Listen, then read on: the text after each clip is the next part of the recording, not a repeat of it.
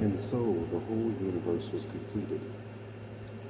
By the seventh day, God finished what he had been doing and stopped working.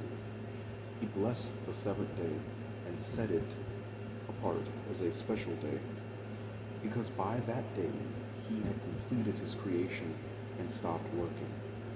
And that is how the universe was created. When the Lord God made the universe, there were no plants on the earth and no seeds that sprouted, because he had not sent any rain, and there was no one to cultivate the land. But water would come up from beneath the surface and water the ground. Then the Lord God took some soil from the ground and formed a man out of it. He breathed life-giving breath into his nostrils, and the man began to live. Then the Lord God planted a garden in Eden in the east, and there he put the man he had formed. He made all kinds of beautiful trees. He made all kinds of beautiful trees grow there and produce good fruit. In the middle of the garden stood the tree that gives life and the tree that gives knowledge of what is good and what is evil. A stream flowed in Eden and watered the garden. Beyond Eden, it divided into four rivers. The first river is Pishon. It flows around the country of Havilah. Pure gold is found there and also rare perfume and precious stones. The second river is Gihon. It flows around the country of Cush. The third river is the Tigris, which flows east of Assyria. And the fourth river is the Euphrates.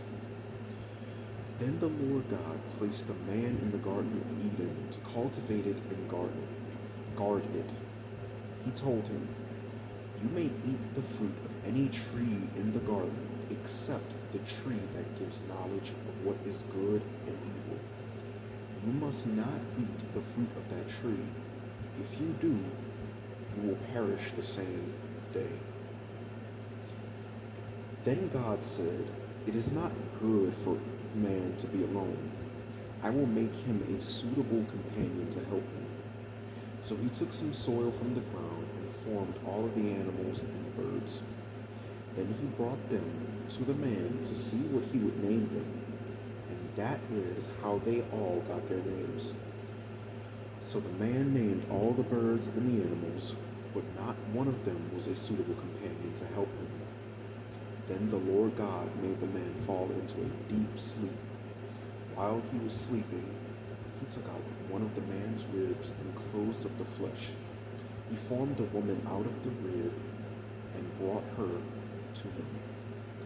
Then the man said, "At last, here is one of my own kind, bone taken from my bone and flesh from my flesh.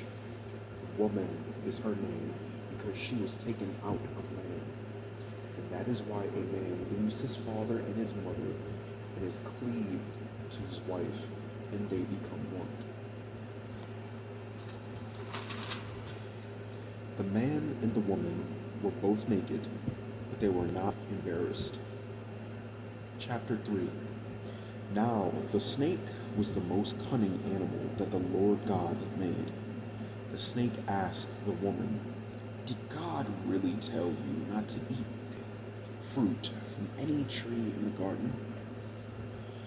"We may eat the fruit of any tree in the garden," the woman answered, "except the tree in the middle of it. God told us not to eat the fruit of that tree or even touch it. If we do, we will die." The snake replied, "That's not true. You will not die. God said that because he knows that when you eat it, you will be like him and know what is good and evil." The woman saw how beautiful the tree was and how good its fruit would be to eat, and she thought how wonderful it would be to become wise.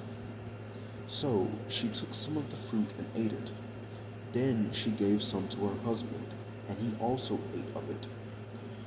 And soon as they had eaten it, they were given understanding and realized that they were naked. So they sewed up fig leaves together and covered themselves. That evening they heard the Lord God walking into the garden, and they hid from him among the trees. But God called out to the man, "Where are you?" And he answered, "I heard you in the garden. I was afraid and hid from you because I was naked." "Who told you that you were naked?" God asked. "Did you eat the fruit that I told you not to eat?" The man answered, "The woman you put here with me gave me the fruit, and I ate of it." The Lord God asked the woman, "Why did you do this?" She replied, "The snake tricked me into eating it." Then the Lord God said to the snake, "You will be punished for this. You alone of all the animals must bear this curse. From now on you will crawl on your belly, and you will have to eat dust as long as you live. I will make you and the woman hate each other. Her offspring and yours will always be enemies.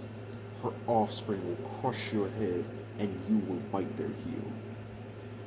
And he said to the woman, "I will increase your trouble in childbirth and your pain in conceit.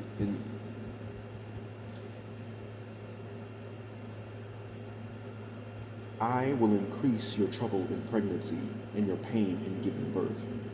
In spite of this, you will still have desire for your husband, yet you will be subject to him."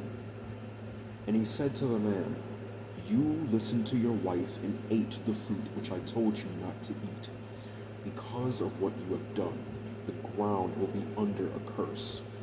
You will have to work hard all of your life to make it produce enough food for you. It will produce weeds and thorns, and you will have to eat wild plants. You will have to work hard and sweat to make the soil produce anything until you go back to the soil from which you were formed. You were made from soil, and you will soon return to it."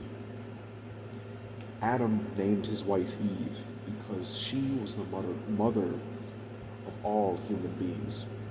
And the Lord God made clothes out of animal skins for Adam and his wife, and he clothed them. Then the Lord God said, "Now the man has become like one of us and has knowledge of what is good and evil. He must not be allowed to take fruit from the tree that gives life, eat it, and live forever." So the Lord God sent him out of the Garden of Eden and made him cultivate the soil from which he had been formed. Then, at the east side of the garden, he put living creatures and a flaming sword which turned in all directions. This was to keep anyone from coming near the tree that gives life,